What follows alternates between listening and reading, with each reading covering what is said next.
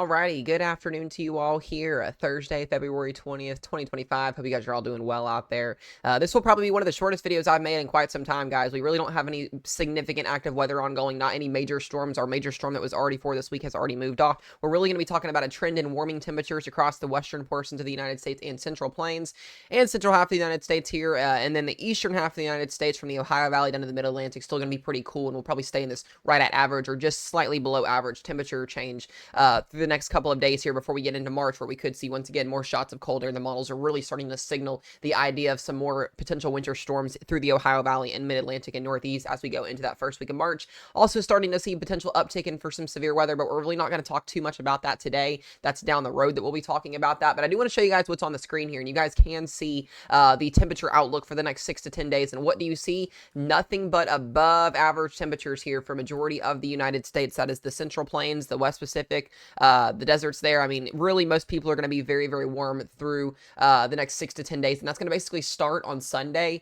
We'll start to see a warming trend in the West kind of already, but most of this cold air that's still locked in place over majority of the central United States and eastern United States will stay in effect for at least a couple more days before we start to see that warming trend. But there is positivity with this forecast. We will see that temperature outlook continuing to see 90% chance of above average temperatures, 80, 70, 60 in some of these. And then that orange sliver there, right at 30 to 40% chance of being above average. So, like I said, not looking at any significant major weather patterns really as of really the next 7 to 10 days. We might have an isolated shot at maybe a potential nor'easter as we get towards the end of next week, as well as maybe a system down in the Ohio Valley late next week, but I'm not expecting anything ridiculous. So we'll be relatively calm and quiet for the next couple of days here. I do want to show you guys what we're looking at on our modeling here. This just kind of gives you guys an idea of what we could see over the next couple of days here.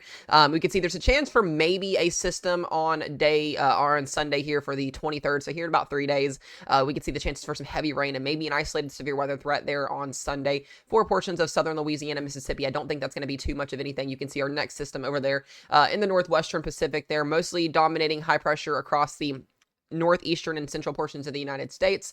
That system moves east. We might get a clipper system that works across on next Tuesday and Wednesday across the upper Midwest there along Michigan into the Northeast, but not really expecting anything else across the United States. And then we will see high pressure continue to dominate. And then as we get towards the end of next week, Wednesday, Thursday, we could see another clipper system with some isolated snow showers and some rain there on the GFS run here. Euro showing a little bit more of a stronger system. So when we start to get some model consensus, we'll be able to basically kind of give you guys an idea of what we're going to see. There is the chance for another dip in our jet stream as we get towards the end of next week for that last day of February. We could see another shot of cold air. But I want you guys to notice something here.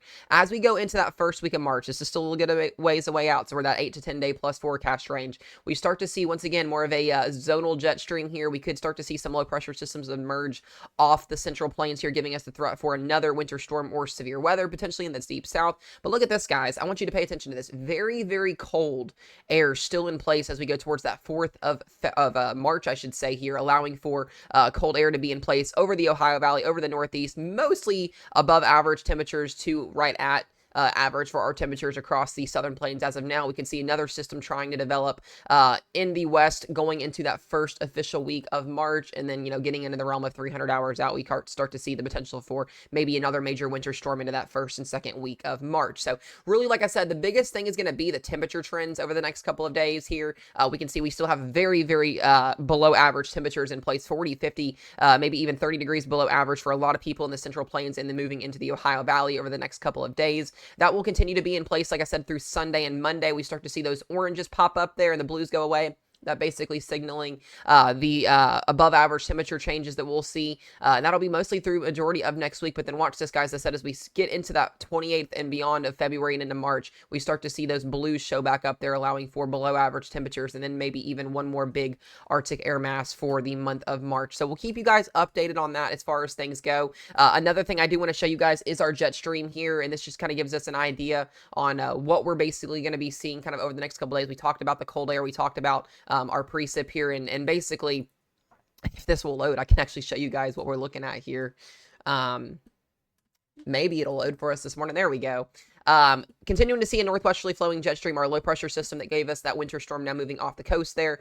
Dips in the jet stream, disturbances in the jet stream. There's a threat for maybe something on Sunday down for some rain and some isolated severe weather in the Gulf Coast on Sunday. And then, like I said, continuing to see these little disturbances moving across the Central Plains there, upper Midwest and Ohio Valley. And then we get one more big dip in the jet stream there.